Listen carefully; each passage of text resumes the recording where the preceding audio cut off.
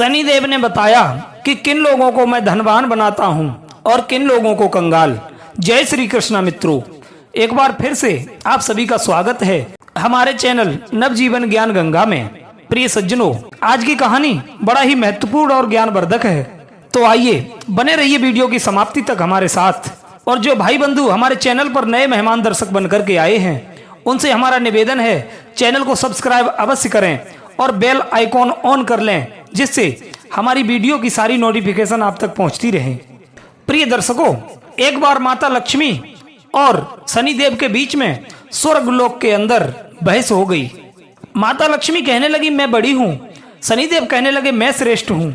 काफी समय तक दोनों के बीच में जब निर्णय नहीं हो पाया कि उन दोनों में श्रेष्ठ कौन है, तो धरती लोक पर उन्होंने किसी ईमानदार राजा से अपना फैसला कराने का निश्चय किया। उन दिनों धरती पर प्रयागराज में एक श्री वत्स नाम के राजा रहते थे। वे अपने न्याय के लिए दूर दूर तक जाने जाते थे। भगवान शनिदेव और माता लक्ष्मी दोनों राजा श्री वत्स के यहाँ पहुंच गए और अपने झगड़े की वजह बताई और कहा, हे राजन, हम दोनों में ये सिद्ध नहीं हो पा रहा है कि हम दोनों में श्रेष्ठ कौन है।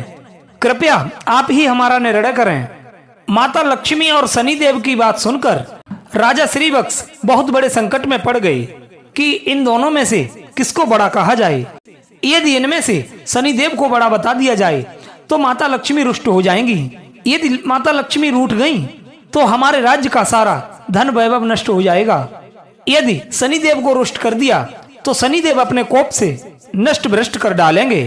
राजा साहब जब किसी नतीजे पर नहीं पहुंचे तो माता लक्ष्मी और शनिदेव उन्हें 1 महीने का समय देकर के चले गए और कहा, हे राजन, हम 1 महीने बाद आएंगे, तब तक तुम खूब सोच विचार कर बताना।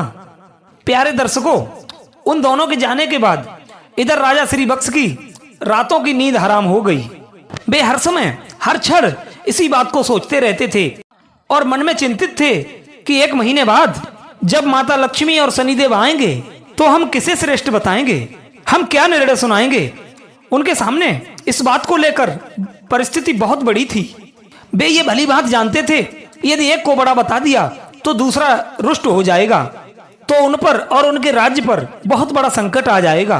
राजा के घर में चित्रांगना नाम की एक बहुत ही पतिव्रता स्त्री थी। इधर पति को अत्यंत चिंता में देखकर रानी ने पूछा, महाराज, आप किस बात को लेकर के परेशान हो, कृपया अपना दुख हमें बताइए। राजा ने अपनी पत्नी को सारा हाल कह सुनाया।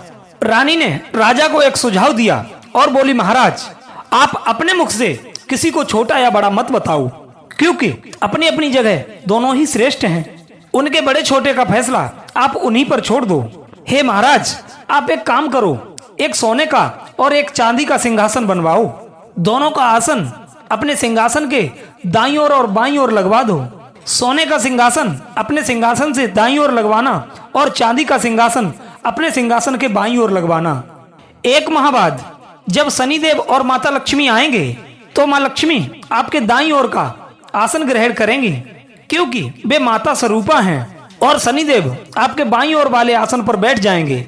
जब वे पूछें तो आप उनके किसी भी जवाब का आंसर मत देना, और बहुत ज्यादा पूछें तो आप उनसे कह देना कि आपने अपनी श्रेष्ठता का फैसला तो स्वयं ही कर लिया, इसमें मैं क्या जवाब दूं। प्रिय मित्रों, रानी चित्रांगना की बात महाराज को सही लगी। इधर जब 1 माह बाद माता लक्ष्मी और शनिदेव राजा के दरबार में पधारे तो वही हुआ जैसा रानी चित्रांगना ने बताया था। माता लक्ष्मी तो सोने के सिंहासन पर विराजमान हो गईं और शनिदेव चांदी के सिंहासन पर बैठ गए। जब उन्होंने अपनी श्रेष्ठता का निर्णय राजा से मांगा तो राजा चुपचाप बैठे रहे, लेकिन फिर शनिदेव कहने लगे, हे राजन, मुझे आपके निर्णय का इंतजार है। तब राजा कहने लगे कि आप लोगों ने स्वयं ही अपने बड़े छोटे होने का निर्णय कर लिया है, इसमें मैं क्या कह सकता हूँ। दर्शक बंधुओं, ये सुनकर भगवान शनिदेव खिन्न होकर के चले गए। इधर माता लक्ष्मी ने राजा से कहा, शनिदेव तुमसे रुष्ट हो गए हैं और उनके कोप के कारण तुम पर बहुत बड़ा संकट आ सकता है, लेकिन तुम चिंता ना करो, मैं तुम्हारे साथ हूँ। इधर शनिदेव ने राजा के ऊपर ऐसा कोप बरसाया कि उनके राज्य में बहुत भयंकर अकाल पड़ गया। लोग भूखों मरने लगे। नर नारी जीव जंतु सब उनके राज्य को छोड़कर दूसरे राज्यों में चले गए। इधर राजा से अपने राज्य की दशा नहीं देखी जा रही थी। 1 वर्ष बाद उन्होंने भी अपने राज्य को छोड़ने का निश्चय किया। वे अपनी रानी चित्रांगना को साथ लेकर घर से निकल पड़े। एक पोटली में उन्होंने हीरे जवाहरात और कुछ आभूषण और जेवर बांध लिए और उन्होंने सोचा कि जहाँ भी रहेंगे वहाँ विपत्ति में ये आभूषण बहुत ही काम आएंगे। इन्हें बेचकर हम अपना गुजारा कर लेंगे। राजा रानी घर से निकले ही थे तब तक भयंकर आंधी तूफान आ गया। चारों तरफ अंधकार छा गया। वे उस अंधेरे के कारण रास्ता भटक गए। उनके समझ में नहीं आ रहा था कि अब वे कहाँ जाएं।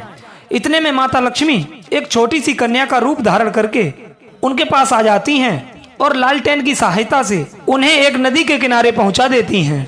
उन्हें नदी किनारे छोड़कर माता लक्ष्मी वहां से चली जाती हैं। दर्शक बंधुओं, अब उनके आगे समस्या ये थी कि नदी को पार कैसे किया जाए। ये सोच ही रहे थे तब तक शनिदेव मल्लाह का रूप धारण करने के बाद वहां पर पहुंच गए और उसी जगह पर आ गए जहां पर राजा रानी खड़े हुए थे। राजा ने नाभिक से नदी के उस पार करने का आग्रह किया। नाभिक कहने लगा, देखो भाई, हम तुम्हें उस पार पहुंचा तो देंगे, परंतु हमारी नाव बहुत ही कमजोर है। इस नाव में एक बार में एक ही सवारी बैठ सकती है। राजा कहने लगे, ठीक है भाई, एक एक करके ही उतार दो। मित्रों, इधर नाविक ने सबसे पहले रानी को उस पार पहुंचा दिया और उसके बाद राजा को ले गया। तीसरी बार में उस नाविक ने राजा के धन की पोटली रख ली, लेकिन वो नाविक तो स्वयं शनिदेव थे, इसलिए वो धन की पोटली लेकर नदी के बीचों बीच से गायब हो गए। मित्रों, अब तो उनके पास जो धन था वो भी नहीं रहा। अब तो उनके सामने भोजन का भी संकट खड़ा हो गया। लेकिन राजा बड़ा ही धीरवान था। वो भगवान की इच्छा समझकर वहां से आगे चल दिया। चलते चलते वो एक गांव में पहुंचा। उस गांव के लोग उस जंगल से लकड़ियां काट काट कर उन्हें बेचते थे। मित्रों, इधर राजा भी अपनी रानी के साथ उसी गांव में रहने लगा और लकड़ियां बेच करके अपना गुजारा करने लगा। माता लक्ष्मी की कृपा से उसे जंगल में एक चंदन का बाग मिल गया। राजा ने उन चंदन की लकड़ियों को बेच बेच कर काफी पैसा कमा लिया था। अब तो उसका जीवन बड़े सुखपूर्वक बीतने लगा। राजा और रानी को सुख चैन में देखकर शनिदेव ने एक और चाल चल दी। एक सौदागर था जो उस गांव से चंदन की लकड़ी खरीद कर दूसरे शहर में ले जाया करता था।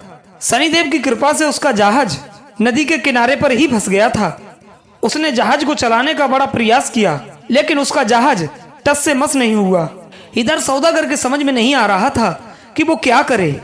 इतने में शनिदेव एक ब्राह्मण का रूप धारण करने के बाद सौदागर के पास में आए और कहने लगे, हे सौदागर, तेरा जहाज तो चल जाएगा यदि कोई पतिव्रता स्त्री तेरे जहाज में हाथ लगा दे तो। मित्रों, सौदागर ने ऐसा ही किया। पूरे गांव की स्त्रियों को बुलाया, लेकिन सबने जहाज को छुआ, लेकिन वो जहाज फिर भी नहीं चला। किसी ने बताया, अभी तक गांव में एक स्त्री और रह गई है जो नहीं आई है। मित्रों, वो स्त्री कोई और नहीं, रानी चित्रांगना थी।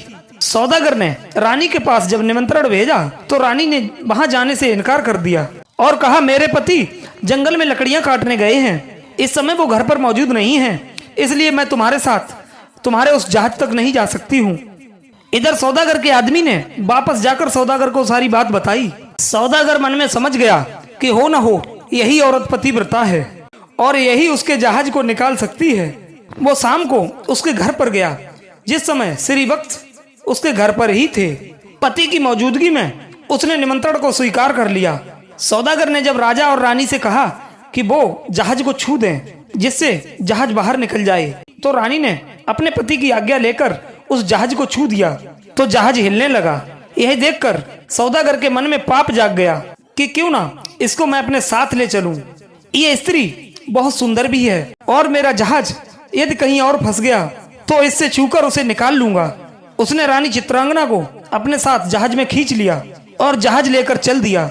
इधर श्रीवत्स चिल्लाता रह गया, लेकिन उस समय तक जहाज बहुत दूर निकल चुका था। मित्रों, रानी अत्यंत रूपवती थी।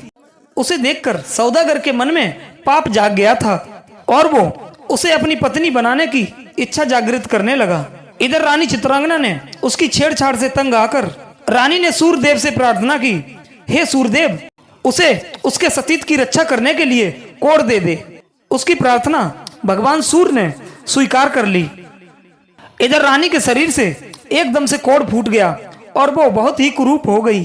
उसके क्रूप शरीर को निहार कर सौदागर उसके पास में नहीं जाता, लेकिन वो रानी को अपने साथ ही रखता था। इधर राजा रोते बिलखते नदी किनारे से चल पड़े और वो इसी उम्मीद में थे कि जहाज यदि यहाँ से गुजरा तो वे अपनी पत्नी को छुड़ा लेंगे। राजा ने बहुत खोजा, लेकिन उन्हें जहाज का पता जब कहीं नहीं चला तो वो नदी किनारे साधुओं के आश्रम में रहने लगे। अब तो राजा वहां पर संतों की सेवा करता था और उनकी गायों को चराता था और गायों के गोबर से उपले बनाता था। वो उपले लक्ष्मी माता की कृपा से सोने के बन जाते थे। इस प्रकार कुछ ही दिनों में उसके पास ढेर सारी सोने की ईंटें हो गईं। एक दिन वही सौदागर उसी नदी पर आया जो राजा की पत्नी को लेकर गया था। राजा ने जहाज और सौदागर को पहचान लिया। उसने सौदागर को सोने की ईंटें दिखाकर कहा, यदि सौदागर उसको साथ ले चले तो वो सोने की ईंटें सौदागर को दे देगा। प्रिय मित्रों, सौदागर ने राजा को पहचान तो लिया था, लेकिन सोने की ईंटों के लालच में उसे अपने पास बैठा लिया और ईंटों को भी अपने जहाज में भरवा लिया। जब जहाज चल पड़ा तो सौदागर ने राजा को नदी में फेंकवा दिया। इधर राजा की चीख पुकार रानी ने सुन ली तो उसने तुरंत जल में एक तकिया फेंक दी।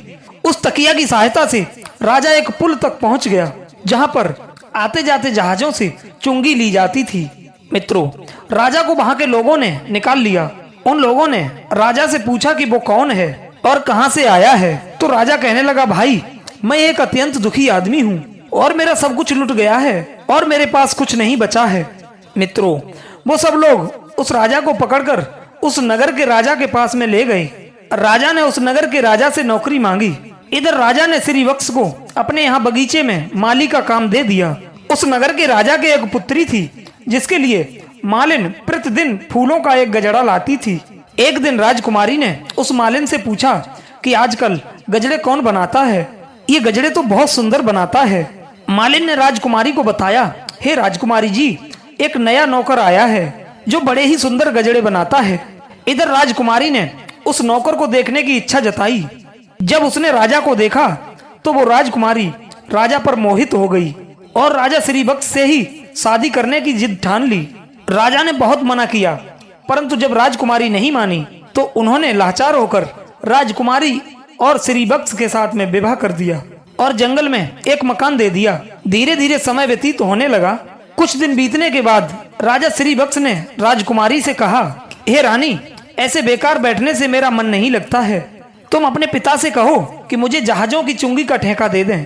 मित्रों, राजकुमारी ने अपने पिता से ये प्रस्ताव रखा तो राजा ने भी कह दिया, ठीक है। अब तो श्रीवत्स वहां से जाने आने वाले जहाजों से चुंगी लेता था। इसी प्रकार जब 7 वर्ष बीत गए, शनिदेव का प्रभाव खत्म होने को आया। एक दिन उसी सौदागर का जहाज वहीं से निकला जो राजा की रानी को ले गया था। तो श्रीवत्स ने उसके जहाज को रोक लिया। सौदागर को ये देखकर बड़ा क्रोध आया। वो तुरंत शिकायत लेकर राजा के पास पहुंचा। राजा ने जब श्रीवत्स से पूछा कि वो सौदागर के जहाज को क्यों नहीं जाने दे रहा है, तो राजा श्रीवत्स ने बताया कि महाराज, इस सौदागर के पास मेरी सोने की ईंटें हैं, ये मेरी सोने की ईंटें नहीं दे रहा है।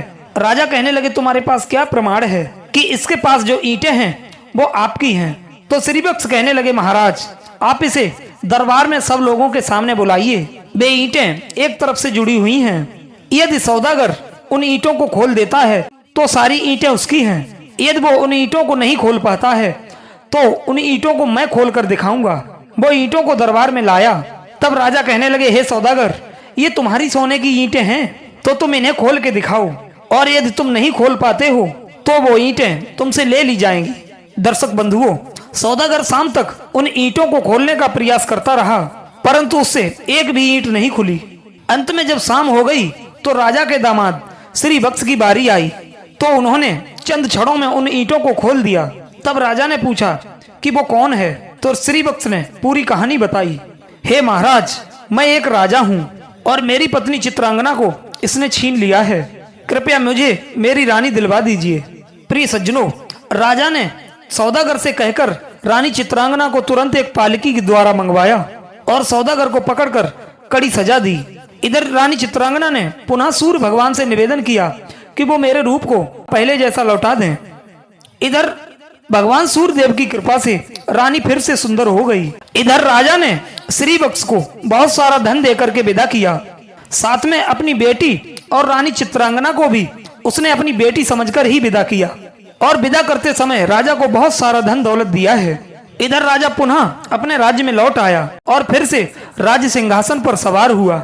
एक दिन शनिदेव ने प्रकट होकर राजा श्रीवत्स से कहा, हे राजन, हम दोनों की स्पर्धा तो एक बहाना था। हम आपके सत्य की परीक्षा ले रहे थे। अब मैं तुम्हें बता रहा हूँ कि कौन से लोग नाश को प्राप्त नहीं होते। नंबर 1, जो लोग विपत्ति में भी अपने धर्म को और सत्य को ना त्यागें, ऐसे लोगों का कभी नाश नहीं होता और देवता लोग भी उसकी सहायता करते हैं। नंबर 2, यदि गरीबी आने पर भी जो लोग अन्याय का मार्ग नहीं चुनते हैं और पाप का धन नहीं खाते हैं, वो मनुष्य देवताओं का सदा कृपा पात्र रहता है और मैं उसका कभी बुरा नहीं करता, अर्थात माता लक्ष्मी की भी कृपा उस पर हमेशा बनी रहती है। नंबर 3, धन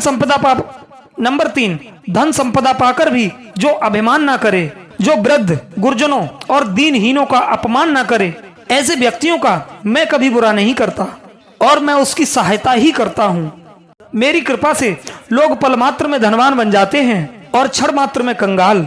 हे राजन, जाओ, मेरे वरदान से तुम्हारा राज फिर से संपन्न हो जाएगा और धन धान्य की कभी कमी नहीं आएगी। तुम्हारी प्रजा पुनः खुशहाल हो जाएगी और जीवन में कभी भी तुम्हारे ऊपर दुख दरिद्रता नहीं आएगी। प्रिय मित्रों, राजा को वरदान देकर शनिदेव और माता लक्ष्मी वहां से चले गए। प्रिय बंधुओं, ये कहानी कैसी लगी? अपनी कीमती राय कमेंट बॉक्स में अवश्य देना। आप सभी का बहुत बहुत धन्यवाद। मिलते हैं आपसे एक और चर्चा के साथ अगली वीडियो में। जय श्री कृष्णा।